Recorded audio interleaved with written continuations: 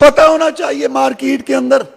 دفتر کے اندر، محلے کے اندر، برادری کے اندر، خاندان کے اندر پتہ ہونا چاہیے کہ اس آدمی کا عقیدہ کیا ہے، یہ کیا کہتا ہے۔ اسم گولتے کچھ نہ پھول بیٹھے ہوتے ہیں، وہ چھوڑتے ہیں ایسی ہو جو فلاں سرکار تھی، رسالہ تو یاد نہیں، اس میں نام تھا،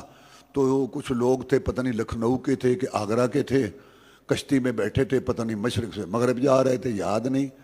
انہوں نے کشتی ڈوبنے لگی تو پکارا تھا، بزرگ کا نام بھی یاد نہیں ہے، خواجہ باقی باللہ تھے یا خواجہ بختیار کاکی تھے، الٹی سیدھی نہ سر نہ پاؤں، اور یہ جو ایاک نعبد و ایاک نستعین جاننے والا التحیات للہ پڑھنا، یہ گنگا شیطان بن کے بیٹھا، گنگے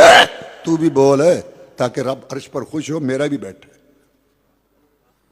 کو منہ میں نہیں ڈالتا، لڑنا نہیں ہوتا، گلے نہیں پڑنا ہوتا،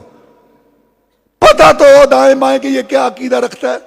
وہ ایسے ہی چھوڑتے رہتے ہیں جن کا سارا نہ پاؤں ہے، مشکل کشا عادت رواؤں کے قصیدے، اور تو رب کا ماننے والا وہاں گنگا بن کے بیٹھتا ہے۔ محمد آ رہا ہے صلی اللہ علیہ وسلم اور تمہیں پتہ ہے کہ کیا کہے گا، پتہ ہو دائیں بائیں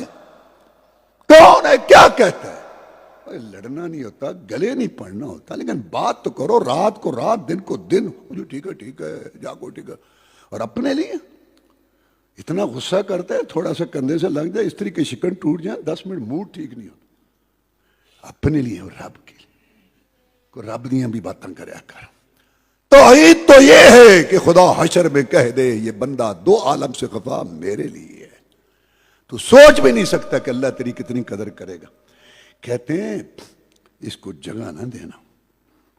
آپ وہاں گئے، آپ نے یہ نہیں سوچا کہ لوگ، یہاں میں یہ بڑا مسئلہ، لوگ کیا کہیں گے، لوگ کیا کہیں گے، اور یہی کہیں گے نا، رب کا بندہ ہے، عید سنا رہا ہے، رسول اللہ صلی اللہ علیہ وسلم کو امتی ہے، حدیث سنا رہا ہے، اور کیا کہیں گے، منہ میں ڈال لیں گے یار،